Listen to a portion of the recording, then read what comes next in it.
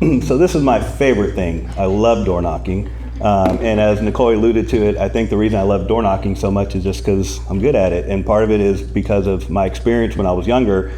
You know, it's like when I was that age and just knowing I had a family to provide for, I was going to do whatever I needed to do to make sure I was successful. And so I would go out and I'd knock doors every evening in new neighborhoods, and I would sell people home security and satellite TV. And back then, you know, when you would sell something, you'd make $200. Now what I tell our agents is you can go out and door knock and make a $10, $15, $20,000 commission, yet so many people aren't willing to go out and door knock. And usually it's because there's a fear factor in, you know, being rejected. But you know, to me, the reality it is that so many of us as agents, we do all these different things to try to get in front of a seller, instead of doing the one obvious thing to get in front of a seller, which is to go knock on their door. They just tried selling their home and they weren't successful. It expired, it terminated. Maybe they're for sale by owner, so they're trying to do it themselves.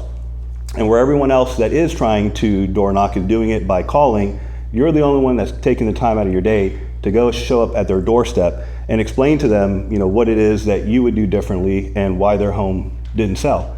A lot of the door knocking aspects is understanding how to have the conversation. So, you know, first thing is just going out and doing it, which a lot of us don't. But when you do knock on that door, like, what do I say? You know, people always wonder, like, what do I do? What do I say? And so I always knock at the door and just ask a simple question. Why do you think your home didn't sell? And you'd be surprised how such a simple question gets people talking. They're either gonna tell you why they really feel the home didn't sell. They're gonna maybe, you know, tell you about what it was about their agent. But for you as the person door knocking, you should understand why their home didn't sell before you ever knock that door. You should take the time to do the due diligence to understand, the home didn't sell based on how it wasn't being marketed, didn't sell because it was overpriced. And so whenever someone, maybe the common thing that you'll hear and see is that even after you ask the question, they're ready to close the door and essentially get you to go away.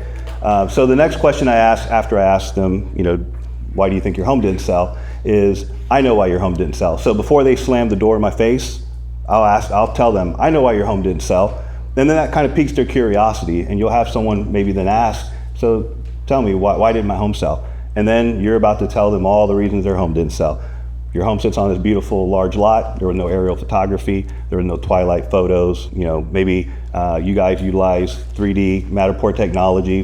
They didn't have that. You're essentially pointing out all the different things, pricing, and then you're just trying to set the appointment. You're not trying to, you know, get in the door right at that moment. You're trying to set the appointment to come back and have that conversation. But again, it's very important to be consistent. The other thing is, once you go out and door knock, if someone doesn't answer the door, make sure that you have some sort of collateral that you're leaving at the door. Collateral that is going to be something that is, you know, I guess eye-catching for them to want to give you a call. And then the other thing is, once you drop off that collateral, don't just expect them to call you.